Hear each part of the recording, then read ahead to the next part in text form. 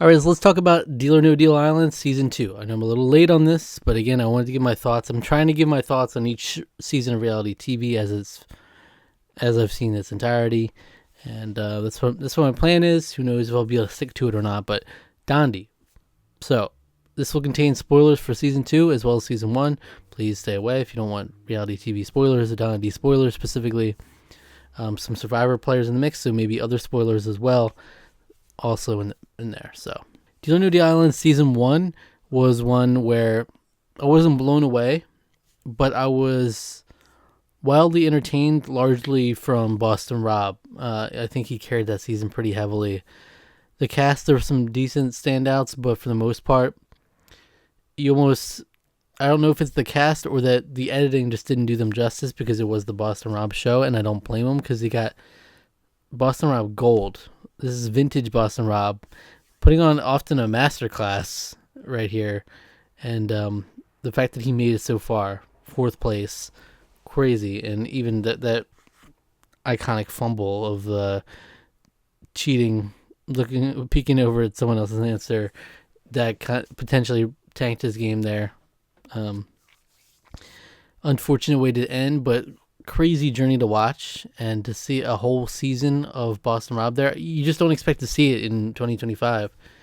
Like, if you watch The Traders, it was never going to happen. It was like never even a thought. It was always like he's on borrowed time constantly and immediately, and Winners at War, same thing. It's like he's not going to be long for the game.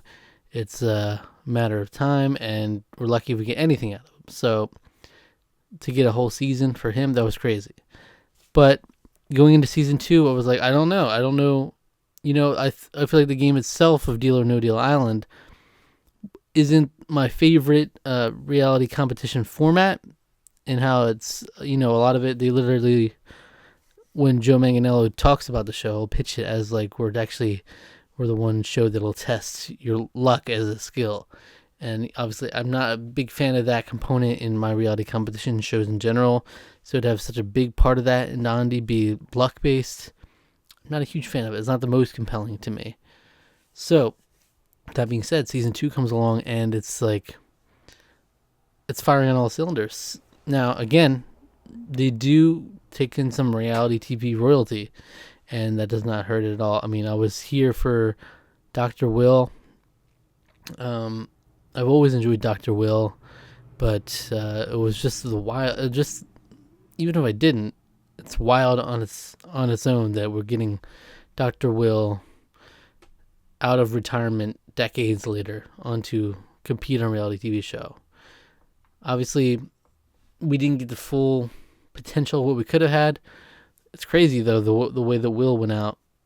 It literally was chance. It came down to chance, and whether if David had made a bad deal, David would have been gone there, the winner of the season. Wild. But yeah, Will's there, Parvati's there, big Parvati fan, so that was cool too. And again, another fourth place finish. Wild. Again, you keep thinking they're going to take out these Survivor people immediately at some point. So Season 3, you're on high alert. If there's a Survivor player out there, I'm worried for you big time, because the target just keeps getting bigger and bigger, and it's something's going to give eventually. David is from Australian Survivor. That was a fun little storyline where he kind of kept that hidden throughout, and Parvati kept it secret. That was Australian Survivor is something I don't have much experience with. I've only just started watching it. I watched the 2016 season, and I'm about halfway through the 2017 season. So I haven't even gotten to any of David's seasons on Australian Survivor. Looking forward to him, to hear how much of that is earned, like him being the golden god and maybe the best Survivor player ever, as he says in the show. But he was a blast to watch on Deal or No Deal Island, is my only exposure to him so far. Absolutely, it was a lot of entertainment there, and can't think of a better winner for the season, especially given how he played that game of Deal or No Deal at the end. Wild. I don't think anyone else would have made that decision. Literally, Letty, who was second place, would have played a safe game and walked home with like $1 million something, like Jordan did the first season. which is like, yeah, completely fair, completely valid. That's a lot of money right there. That's more than Survivor money. It's hard to turn that down and keep going, but the one madman who would do it, David, he did it. I will say the one thing that took the wind out of the sails on this final game is the fact that Joe Manganiello, going into the season, teased that it would be a record-winning amount of money earned. Not even up for grabs, but it was won. So I immediately knew, well, he's not going to walk away with the $75, which would have been an equally crazy finale result, but he's not going to do that. So then it just became the question, is he going to go for the full $12 million? And little did we know, if he had gone for it, he would have ended up with $75, and that would have been a crazy moment in reality history. Wild to hear like his rationale for picking the cases. Literally, like the numbers were lighting up in his mind, and it was what he needed. So he knew he was able to push it. He turned down like a $3 million deal, and then ended up getting a $5 million plus deal, and that's what he took. He knew that he was able to push it beyond what everybody else was telling him. Stop, take the deal, please, because they didn't want to see the alternate reality happen where he ended up with $100 at the end of this. But he pushed it just enough and then knew to stop there and didn't go for the full 12 million, which is like, whoa. All right, like, good on you. Whatever your strategy is, like, your mind, the numbers spoke to you, that worked. Me for a crazy exciting end, but again, I wish we didn't know there was a record winning amount. Though I thought it was like the most won in reality TV history, which was like, at first Beast Games was $5 million, but I think something happened on the show which made it $10 million. Ultimately won by the winner. So I wasn't sure what number we were working with, which one's the record, and then it turns out, oh no, we're not breaking that record because it's the record most won on network TV specifically. So they could get out of the Beast Games loophole there. But it was fun, and the cast, the surrounding cast were more entertaining. Again, they feel like not as much entertaining as the reality cast we know going in. It still feels like a definite separation in terms of like game acumen and just entertaining confessionals, which is natural. But still going to be a weird balance to continue to strike. Like, how many people are we getting in the mix in these future seasons? You know, we did just Boston Rob the first time. Then we had a Survivor, Australian Survivor, and Big Brother Legends all in this one. Where do we go from here? Do we go for more? Do we go for the same amount?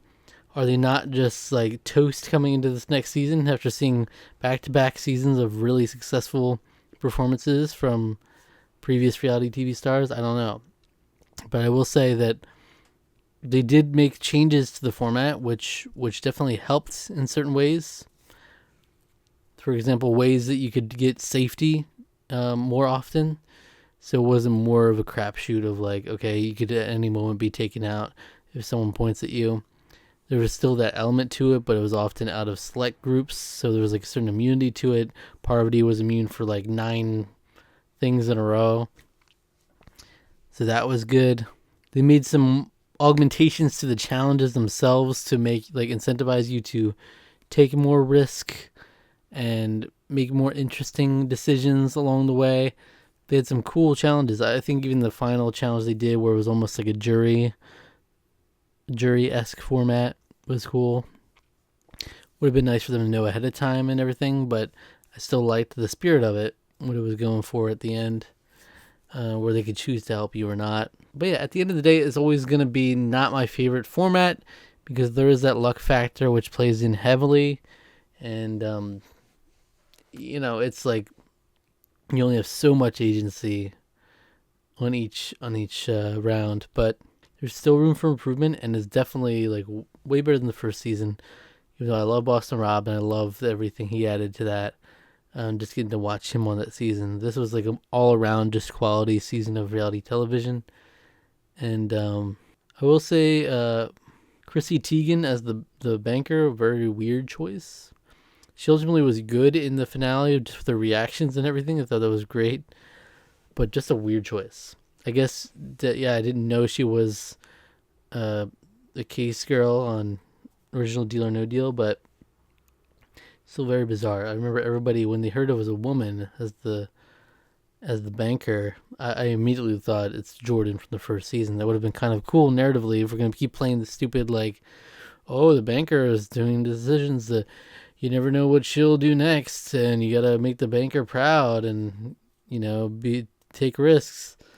If we're gonna keep playing up this little act, then at least make it like tie in the people in some way, not like randomly Howie Mandel, who made sense as the banker to like become from host to banker, just randomly passes it on to Chrissy Teigen. Just doesn't.